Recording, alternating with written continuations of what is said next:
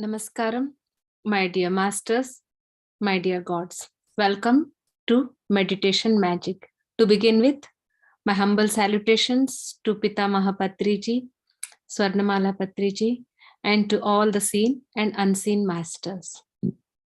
Let us continue our discussion, meditation, and conscious living. So, when we say conscious living, we are becoming very aware of ourselves, our own mind, our thought process, our emotional state, every moment by moment.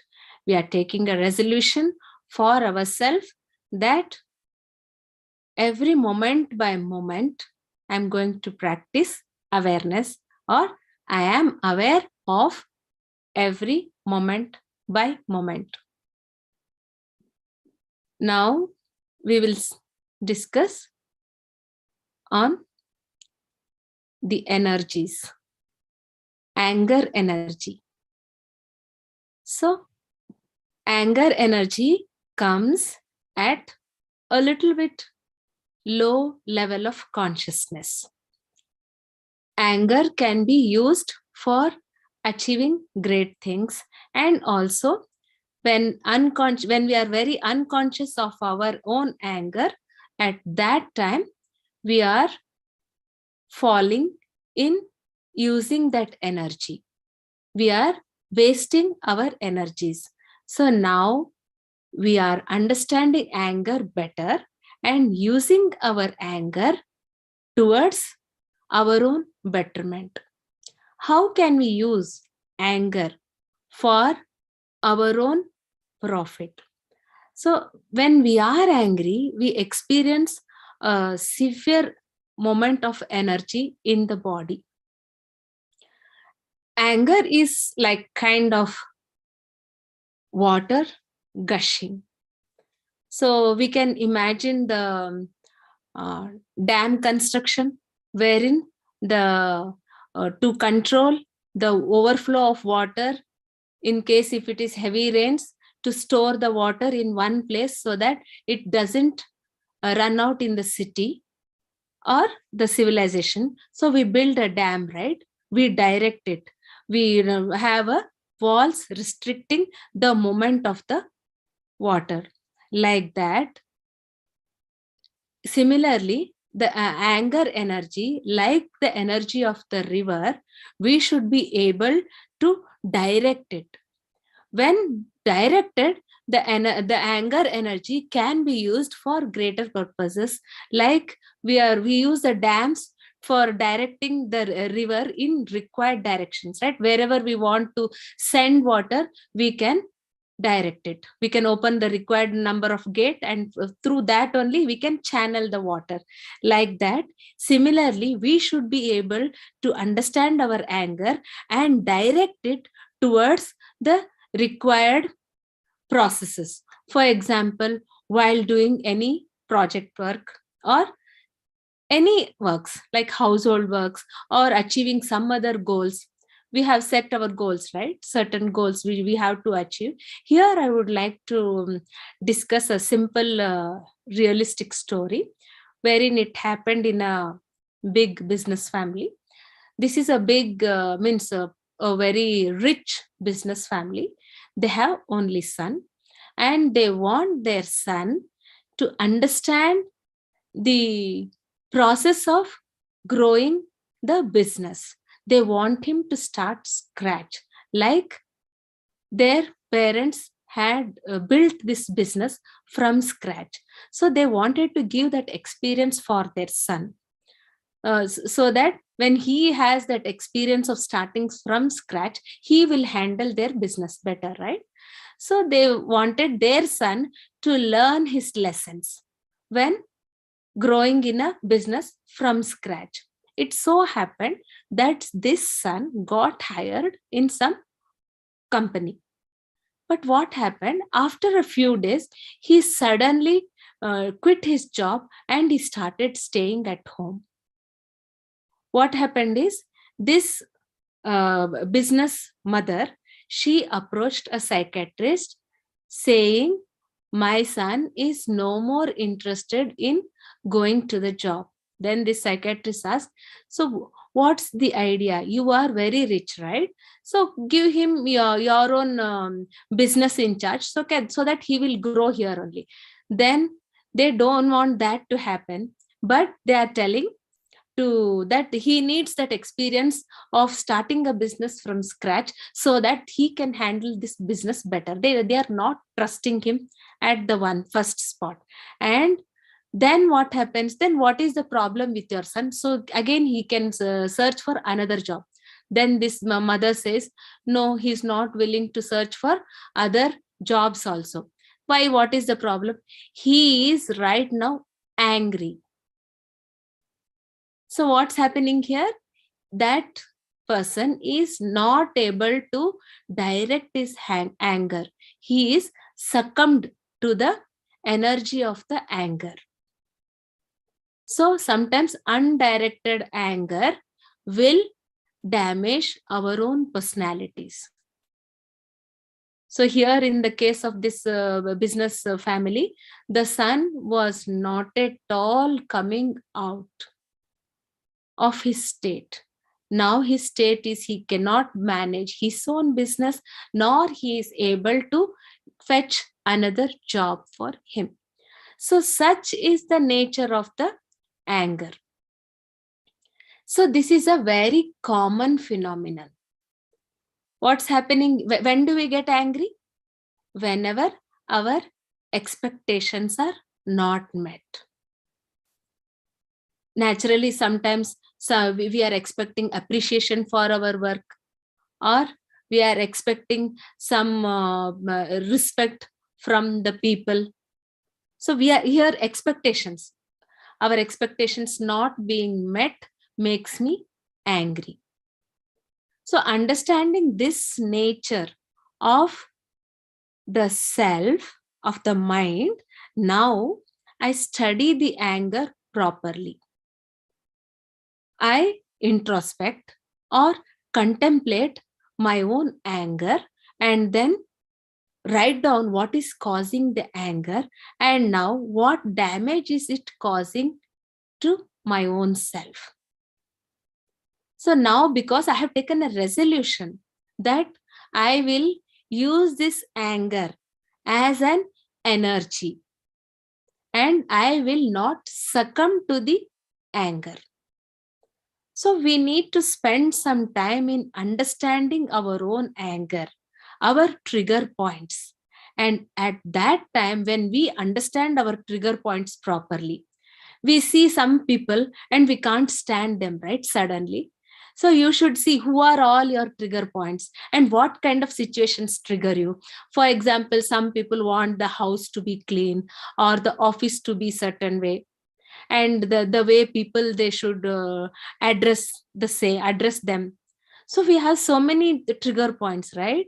We should recognize our own trigger points. And now what we have decided, we have understood that anger is keeping us at very low level of consciousness, and we don't want to be at that level of consciousness, right? Now we are working to move up in the level of consciousness. So we are using this anger and converting it to the positive energy. So here, to give an example from the history, Alexander the Great. So what happens in Alexander the Great's life is, first thing is his life has got so many examples we can take inspiration from. When Alexander's mom is pregnant with Alexander, the thing is she never accepted her husband as the father of Alexander. She always used to talk to the baby like as if he is the son of God. So that kind of belief system like was carried into the baby. Like she used to tell him before, for the unborn child, she used to talk like that. You are the son of God. You are coming to rule the world, she used to tell. So That kind of affirmation, powerful affirmations, she visualized that. And it miracle, like it's to show us an example in the history. His life has manifested according to his mother's dreams, so he became very powerful in the future. So the kind of belief system she hold on to, and the kind of belief system she put on to the child as he was growing at very a tender age, he was put that you are the emperor of the world. So that kind of seed she was putting in the child. So as a result of the kind of belief system that they took, he became that. So whatever is our belief system, we can easily send our energies towards that, and we become what we believe. So our discussion subject is we are gods. We want to discover that we are gods, right? So our conditioning is I am the physical body and this name, right? So now our belief system, we are shifting our belief system to say I am God, and we want to discover that God. So this new belief system, Alexander's life can be taken as story. And the next point, our topic is today is anger, right? So Alexander was brought up like a crown prince, but suddenly so it so happens that Alexander's father marries another person, and this mother and son, they are insulted. Alexander's father declares in the party saying that Alexander is not the crown prince anymore. His new wife's child will be the future king. So that triggers anger in Alexander, right? But what he does is he doesn't react at that moment.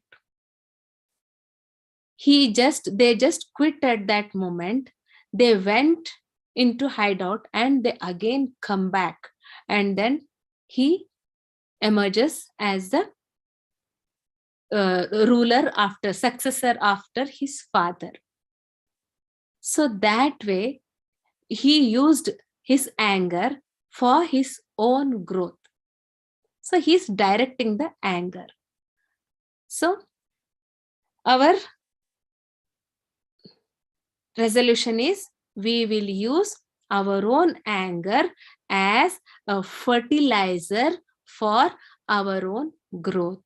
For this, we will do some groundwork like contemplating and introspection, and you will note down as I said everything, and we will use our anger for our own growth. The next topic is worries. Who doesn't have worry? Everybody worries, from the smallest thing to the biggest thing. A child worries about whether he will get his favorite toy or no, like that. And a little older kids will worry about having some party, going to some vacation, going to some places, right? And mothers worry constantly about their children, their eating, their homework, their college, their settlement, everything, right? We feel when the baby is very small, we say that, oh, this child, as soon as it becomes a little bit, this phase is gone, this baby phase is gone, I will be free, we say. But does that happen anytime? So our worries keep on getting upgraded. So again, worry is also an energy which keeps our consciousness at very low level. So we need to understand that whatever it is, however permanently we are trying to hold on to things, nothing is permanent here. Everything is temporary, right? Initially, when the child is very little, the child listens to his mom. But as the child grows, the child gets outside influences and they behave a little bit indifferently, and we mothers are having a tough time to accept that. and that becomes a cause of our worries. So we should see the nature of our worry. Why am I worrying? Again, it is happening because of non acceptance of what is and expecting the as is to be something else. So again, we should study this pattern. However hard we try to hold on, we cannot hold on to anything. Sometimes we want to be youthful like this only, right? But what is the truth of the body? The body crosses this youth and moves on to the next stages. But we keep on worrying at preserving the youth. So instead of that, we should focus on our energies, building up that strength and energy, maintaining that energy instead of worrying. Again, we should convert the worry energy into useful energies. So example, Ram and Sita, right? They are the best example of the meeting and parting is the way of life. As soon as they were married, they were sent to the forest. After that, when they thought that they would live now happily ever after, returning from their 14 years of exile, what's happening? Then again, Sita is pregnant and now she is sent to the forest. So, can you imagine her state? So, if we are in that state, like we have that expectation, right? Again, now those expectations are broken. So, this everybody's life is a kind of Ramayana or Mahabharata. So now, after seeing that, the lessons we need to keep in our mind is we need to understand life in a better way and accept it as it is. Yes, definitely we should do all the efforts to better the situation, handle that, but we shouldn't give chances for the negativities like worries, because worries will take away our energy. Without worrying, being optimistic, we can handle everything. So one who has stopped worrying on things and who has learned to bear the loss. Sometimes we lose things, right? So today we have certain things, but tomorrow we tend to lose those things. If we are able to accept that loss of things, then we have gained the proper wisdom in life. We know we are no more worrying on things lost and gained. So we just do our duties and live a worry-free life. We should worry for being optimistic in life. We cannot stop worrying. So replace our regular worries for mundane things like kids should obey me, kids should never go against me. Instead of worrying on all silly things, we will divert our worry energy into becoming more optimistic in life. You should worry about being always positive in all situations. Yes, such things you can worry. You can worry for the world peace. You can worry about like our Patriji, Dhyana Jagat, Shakahari Jagat. See, those worries, right? To make this world like that. So that kind of worries we can have. So world peace and well-being and having an effortless adaptability in life. I should worry about being effortless in adapting to my life. So I should worry of being balanced in mind. I should always worry about being balanced in life. So like that, we can convert our worry energy into again moving us higher into the ladder of consciousness. So here I can take one more example. This king who is very brave, but what happened is, in a war he has lost his left eye and left leg in a war. So he is very brave. The king has everything. He has no more enemies. So once what happens, he is taking a walk in his palace. At that time, he sees the pictures of his ancestors. They are very beautiful. Now he is worried about how his portrait would look like if he is hung on the wall. Because he doesn't have one eye and one leg, and he looks so ugly, he feels like that. He's worrying about that. So then he calls about all the painters nearby, and he says, whoever has the best portrait of himself will get rewarded handsomely. So now what happens? The photographers start worrying. If their portraits don't satisfy the king, if their portrait hurts the king, they are worried for that. So they give all kinds of lame excuses, and all the painters are escaping. So the king is sensing this, and he is more and more worried. At this point of time, there's one skillful painter who approaches this king and says, "O king, give me some time. I will make you a nice portrait." Then the king is very happy. He gives him some time. After some time, the painter gets his portrait. All the painters nearby are so much focused on this painter, because they are so curious that what kind of portrait is he going to make that will impress this king, who is already lost one eye and one leg.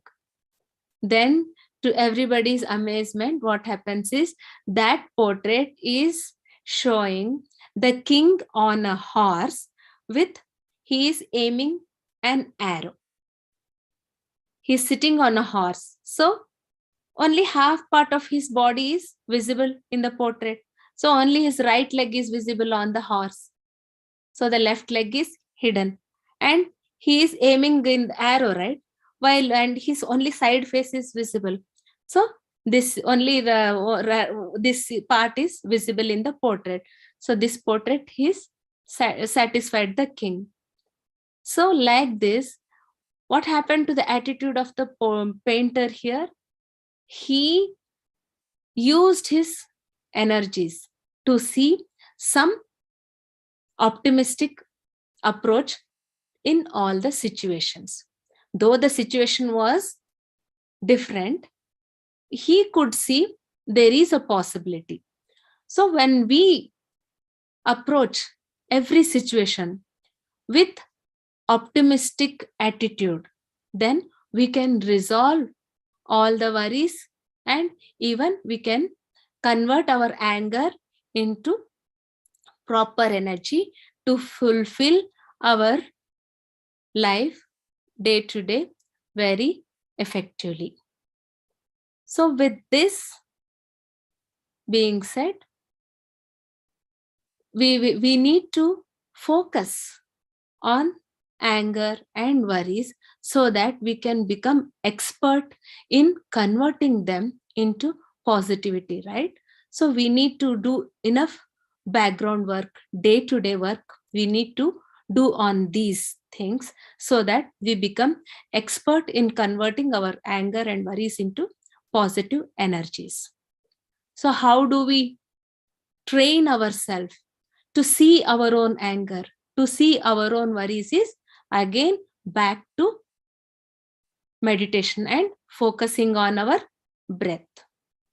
The more we stay focused on our breath, our mind will get relaxed, and our thoughts, number of thoughts, traffic of thoughts will reduce.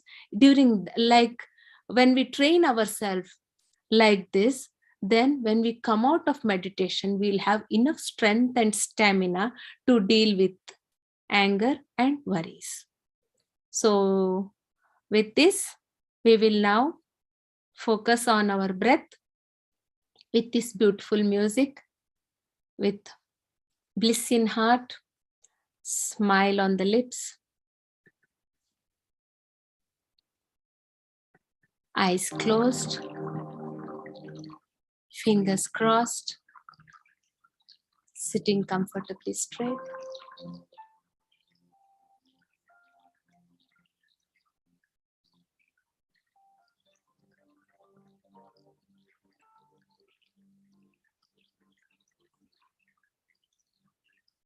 Focus on the breath.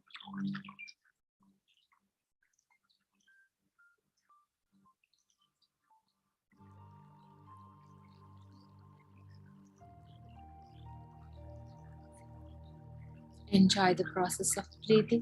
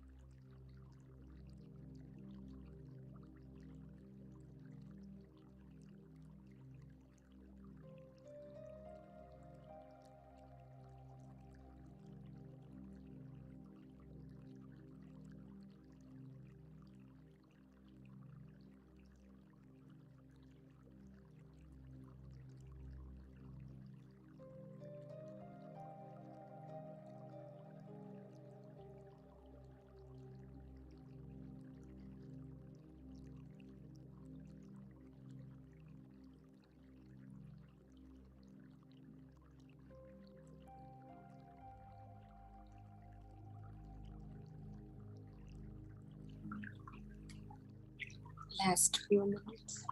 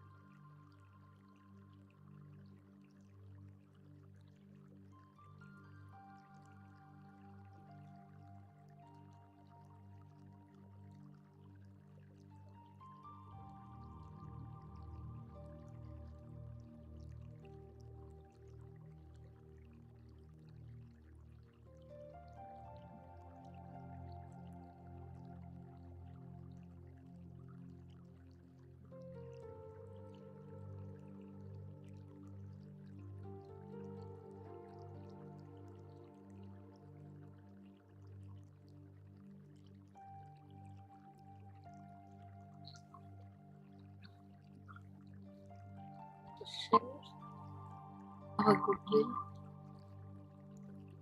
with all beings of the universe. May all beings be peaceful, be joyful, be healthy, and be liberated. May all beings of the universe be peaceful, joyful, be healthy, be liberated.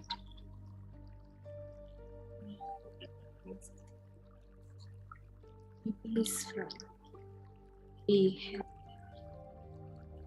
joyful, and be liberated. And be liberated.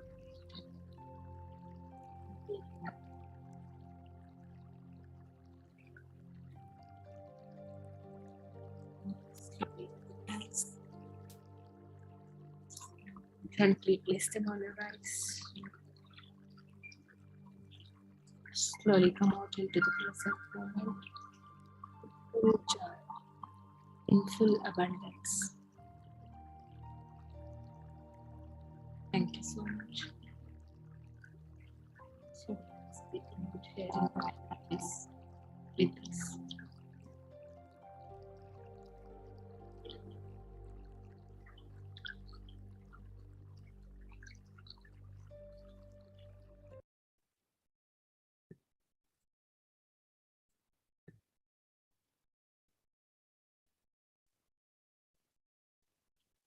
Namaskaram, all of you. So see you in the next session. Until then, keep sharing your smiles, your joys with all the near and dear ones to whomever you meet. Thank you so much. Namaskar.